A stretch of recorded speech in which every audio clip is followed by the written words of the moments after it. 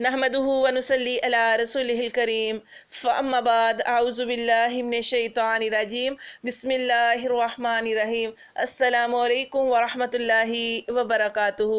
आज जिस टॉपिक के साथ मैं आपकी खिदमत में हाजिर हूँ वो है सदका फ़ितर। सदका फ़ितर देना फ़र्ज़ है। इसका मकसद रोज़े की हालत में होने वाले गुनाहों का ये कफ़ारा है, यानी रोज़े की हालत में जो ख़ताएँ और कोताहियाँ हो जाती हैं फ़ितराना देने से अल्लाह तबारक व तआला उस कमी को पूरा फरमा देते हैं। ये गुलाम, आज़ाद, मर्द और छोटे बड़े हर मुसलमान पर इसका देना फ़र्ज किया गया है। सदका फ़ितर गुनाहों को मिटाता है। सदका फ़ितर ईद से पहले पहले अदा करना चाहिए। आप सल्लल्लाहु अलैहि वसल्लम ईद का चांद देखने के बाद सदका फ़ितर अदा करते थे। हज़रत अब्दुल्ला बिन उमर रज़ी अल्लाह तआला अन्हु से रिवायत है, हम ईद से 1 या 2 दिन पहले इसको अदा फरमाते थे, यानी फ़ितराने को अदा करते थे।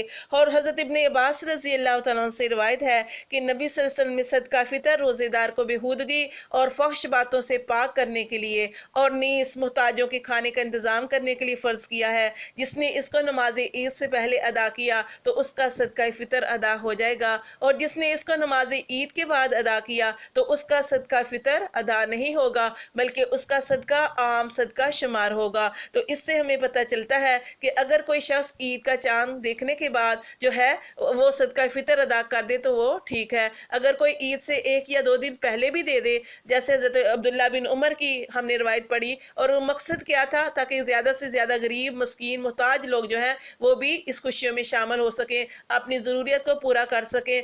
और इसी तीसरा ये है कि ईद की नमाज से पहले पहले भी इसको अदा किया जा सकता है, लेकिन ईद की नमाज के बाद यानी नमाज ईद से बाद जो है इसको अदा नहीं कर सकते। अगर हमने अदा किया तो फिर वो आम सदका शुमार होगा।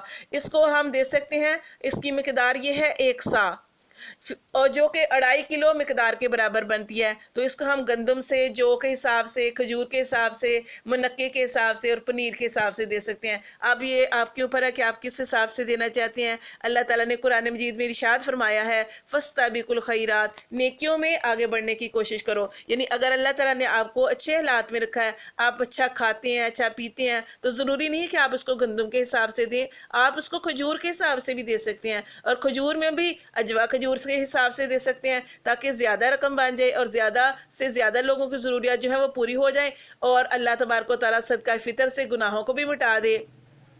और हम सब यही चाहते हैं कि अल्लाह तबारक व तआला जो है हमारे रोज़ों को कबूल फरमा ले। अल्लाह की तौफीक से अल्लाह ने हमें रोज़े रखने की तौफीक दी, जो क़याम किया, जो इबादत हमने की, हम चाहते हैं कि अल्लाह तबारक व तआला हमारी इस इबादत को कबूल और मंजूर फरमाए। तो उसके लिए सदका फ़ितर देना भी फ़र्ज़ है, इसलिए ताकि वो हमारे गुनाहों का जो ख़ताएँ हो गई, जो कमी बेशी हो गई, तो अल्लाह तबारक व तआला उसको माफ़ करके हमारी इस इबादत को, हमारे रोज़ों को अपनी बारगाह इलाही में कबूल और मंजूर फरमाए।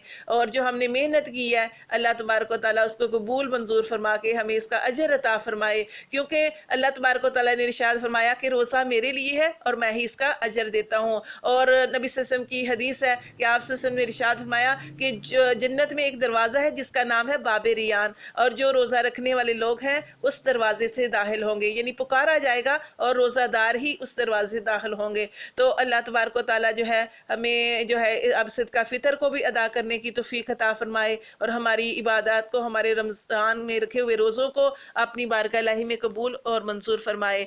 आमीन सुम्मा आमीन। अस्सलामु अलैकुम व रहमतुल्लाहि व बरकातुहू।